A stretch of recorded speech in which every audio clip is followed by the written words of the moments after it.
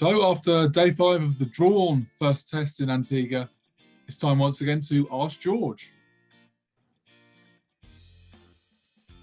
Adam Keating asks, Carlos Brathwaite said he found England ploughing on until 5 balls left disrespectful. Do you agree?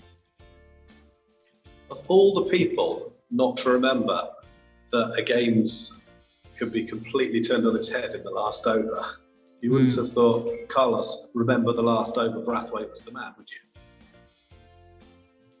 No, of course it's not disrespectful. You might argue anything else was disrespectful. They played it hard. I mean, when should they have quit? 5 overs to go? Maybe, but it's not disrespectful. It's Test cricket. It's meant to be hard. I think Joe Root actually just made the point. He said, when you've played in a game like the one at Headingley in 2019, impossible sort of goes out the window. I would have thought that Carlos, 4 sixes and all, would have known that impossible sometimes goes out the window. It's an amazing game. That's part of the reason we like it, because it's so unpredictable. And I think part of his argument a little bit was him almost wanting the West Indies to get angry about it and sort of it inspire them a little bit more as well. I think they need that. I think they've just played real hard tests and given both sides have given absolutely everything. Don't know. Don't agree with him, no. What was that all about? Worth a go, but should they have ended it with half an hour earlier? That's from Simon Stokes. Half an hour, maybe. 5 overs, possibly. But I want to see them give it everything. And it felt like if you got through Bonner and Holder, things could change quite quickly. And there were some very close moments. So I don't know. I like the Test cricket played hard. I don't want it all. Handshakes and smiles and hugs and, gimmies on the golf course. It's not that. It's hard as all hell. So I've got no problem with it at all, to be honest. It sounds like people are asking for commitment and desire and trying hard, etc. in one way, and then the other asking for early submission. I'm not sure the two tally up particularly. They don't. Yeah, I mean, if it's boring you don't have to watch it. You can turn over. Raoul asks, you've been an admirer of Woakes. How do you evaluate his performance? He's had a tough few months, hasn't he? You would acknowledge, I think, that it's not been a particularly easy wicket for seamers. But he was out-bowled by Kemo Roach with the new ball. And his accuracy wasn't what it normally is. So I don't mind him looking a wee bit impotent on that wicket because, that's tough. But he bowled quite a lot of balls down the leg side. That's not him.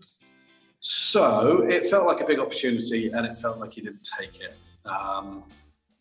That's the absolute honest answer. I'm pretty confident he'll get another go. Obviously, he's not going to keep getting opportunities. Disappointing game for Chris Woakes. I would acknowledge that definitely. The umpiring discuss, says Ben Rigby. Try not to be critical of umpires because I've been too critical in the past and they're human and like all of us they make mistakes. I guess my issue is that there don't seem to be any ramifications. Poor pitches, poor umpiring, whatever. ICC just seem to let it go and we've seen very substandard pitch, poor umpiring here. It's pretty obvious. We're in a pandemic, kinda. So travel is a bit more difficult, but I'm here. I don't know. Are they just trying to save money at this stage? I thought we saw poor umpiring and a really poor pitch. Don't know if anyone's asked about that, but I'm always going to say that if you get the pitch right, you're halfway to getting a decent game. And this pitch was miles away from it right, and it defined everything that happened over the 5 days. I actually applaud the teams for playing the cricket they did on it. So we've got to be. I don't want it to get like football where the referee is always criticised, But at the same time, those guys went up to the job, were they? That's quite critical. That's quite critical.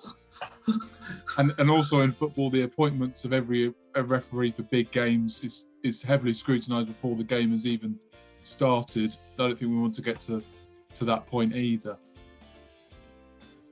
Yeah, But we do have to acknowledge that it's a really difficult job, and we don't want to discourage anyone from doing it. But how many decisions were overturned? 8 or 9? How many umpires' calls actually in retrospect? I don't know. And England probably didn't have the run of those decisions either. I wouldn't for a second claim there was any prejudice involved there. I don't think that's what was going on at all. But I do think that those umpires probably were lacking experience of these big games. And at one stage the TV umpire pressed yes when they mean no. That's quite partridge. Should Wood and Robinson be sent home and replacements called up? Is it worth risking further aggravating their injuries? That's from Joel Edwards. No, it's probably not worth aggravating their injuries, but they're going to have, Wood will have a scan probably when we reach Barbados, and I would be very surprised if he played any more in the series. Robinson's a bit different because it's a bit different, isn't it? And I think they're hopeful he will play the next test. I think Robinson, you're looking more at sort of general improvement of his fitness that will be happening. That might be a good thing to happen on England duty. And Wood, he's given his all for England for several years, and he's a fast bowler, and these injuries do happen. I don't think they'll be taking any chances with him. And he won't play at Barbados, will he? Given that England have already got a couple of recovering injured seamers out there already, if Wood and Robinson are unavailable, they might have more injured players out there than available ones in terms of the bowling battery. Yeah, and that's what, I don't know how much bowlers are ever fit. I can promise you Craig Overton has a shoulder impingement, I guess you would call it, which is chronic. Chris Wokes has what I would call chronic knee injury. Bowling's hard. Particularly seam bowling. So, we have to acknowledge that.